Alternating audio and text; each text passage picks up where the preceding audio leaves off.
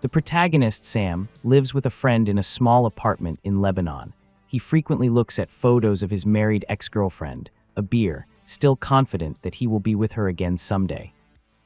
He and his roommate work on a poultry farm and barely earn enough to eat 2 meals a day. On special occasions, they sneak into art exhibitions and steal the food served to the guests. At one of these exhibitions, the receptionist becomes suspicious and asks for their names.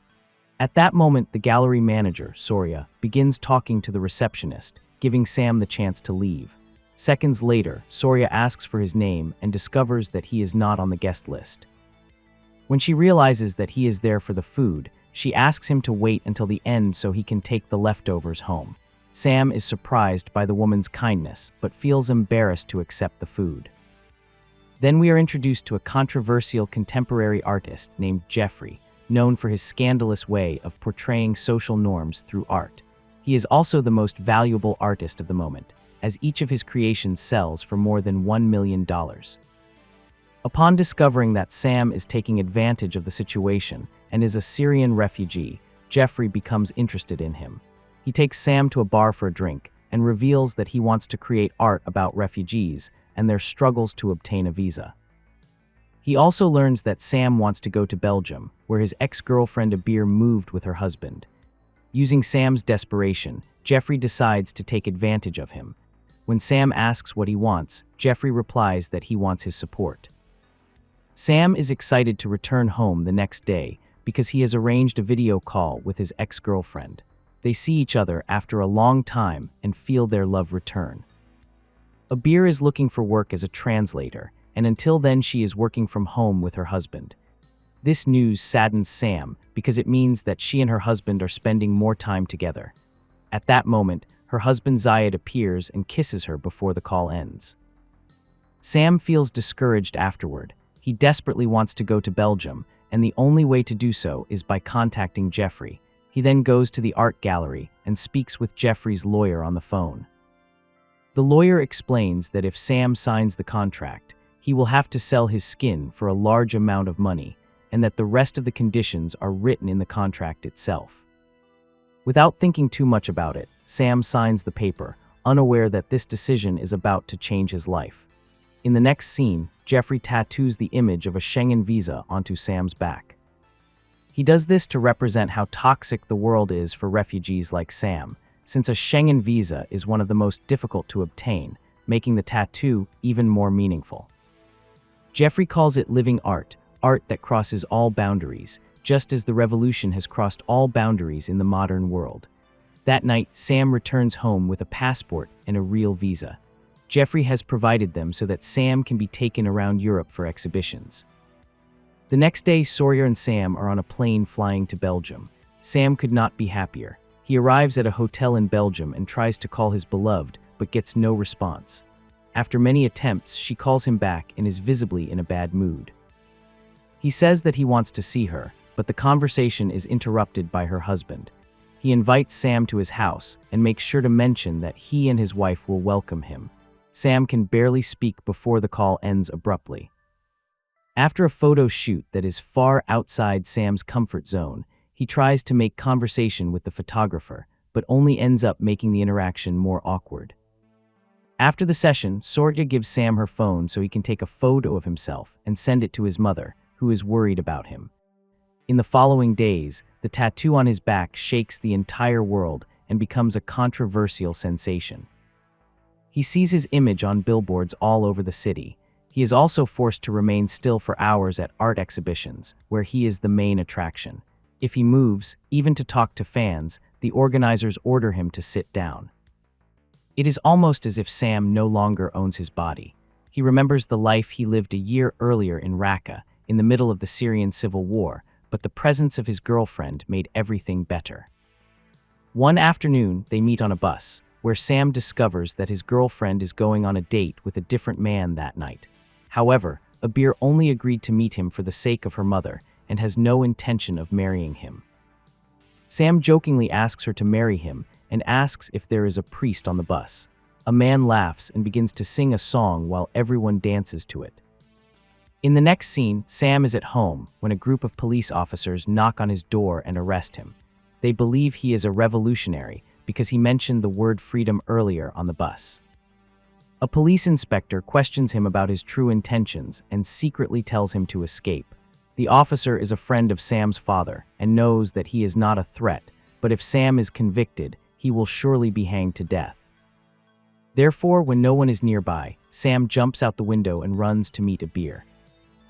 At her house, a man has come with his family to arrange a wedding. Abir sees Sam and runs toward him excitedly, but soon realizes that he cannot stay there for long. In fact, he now has to flee Syria if he wants to live, because the government has declared him a terrorist. In an attempt to save him, Abir calls the man she is supposed to marry. His name is Zayed, and he works at the Syrian embassy.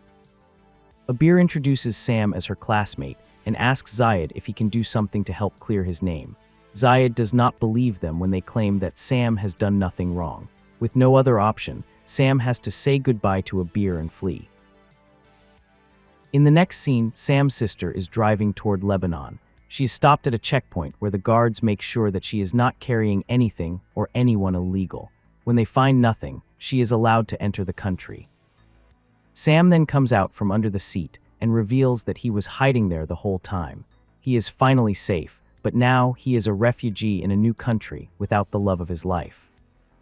In the present, Sam is resting in his expensive hotel room when a man knocks on his door. He is a representative from Syria and has been sent by the government authorities. They plan to sue Jeffrey for abusing Sam and using his body for art, and therefore they need his help. Sam angrily slams the door in the man's face because the same government that once wanted him dead is now asking for his assistance. When night falls, he calls his mother, who is worried about him. All his relatives have portrayed Sam as a freak who sold his body for money. He makes her understand that they are only jealous because he reached a level of success they could never achieve. The next day, Sam finds Abir's address and goes to meet her. He sees her outside the house and freezes in shock. He lies and says that he has a normal job at an art gallery, which is how he was able to fly to Belgium. The lovers embrace, unaware that her husband Zayed is watching them. Sam understands that she cannot go with him, but promises to always be there for her. In the following scene, Zayed takes Abir to the art exhibition to show her that Sam lied about his job. She discovers the truth and is horrified and worried about him. Zayed insults Sam, which results in a confrontation. In a fit of rage, Zayed punches an expensive painting and damages it, and he is arrested for it, while Jeffrey's lawyer helps Sam get out of the situation. That night, Abir visits Sam in his hotel room and talks to him about the incident of the day. She receives a call from Zayed, and we discover that he forced her to go there so she could persuade Sam not to sue him. When Sam finds out, he says that making legal decisions is not in his hands. However, the next day he declares that if they do not release Zayed, he will side with the Syrian government and help them sue Jeffrey for violating his human rights. As a result, they reluctantly release Zayed. Sam no longer wants to be an asset to Jeffrey. He tries to escape by saying that his mother is sick, but Soria knows that he is lying. He is taken back to the exhibitions and placed in front of everyone like an object.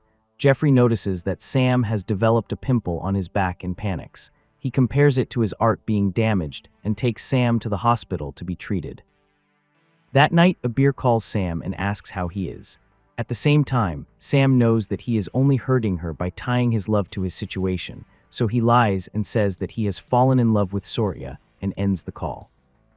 After that, he receives a call with his family, who are happy because he has sent them money. His sister and her husband are starting a business, and the family finally has enough food for everyone. However, Sam realizes that his mother's legs have been amputated. She reveals that a wall fell on her legs during an explosion. Sam begins to sob when he realizes how selfish he has been. He often called his mother, but only to talk about his own life. He regrets never asking about her and now wants to return home. The next day, Sam learns that a wealthy broker has bought him for an astonishing 10 million euros. When a reporter asks how they were able to sell art that is attached to a human being, Soria steps forward to answer. She reveals that laws related to human trafficking were applied to this case, which is why they had to trade in Switzerland, where they were able to manipulate the translation and legalize it. The scene then cuts to 9 months later. Sam is at an auction where people are bidding on him. Suddenly, something clicks in his mind and he begins to curse at everyone. He pulls out an earpiece that people think is an explosive device, and they flee while he laughs. In the end, Sam is imprisoned, having lost his sanity after being treated like a commodity for so long. When the lawyer comes to get him out, Sam says he does not want to leave, but when he sees that a beer is also there, he agrees to speak. She translates the lawyer's words to Sam as the official translator. She also reveals that she has left her husband and wants to be with him. They have spent too much time trying to fix the situation they are in, and now it is time for them to be together.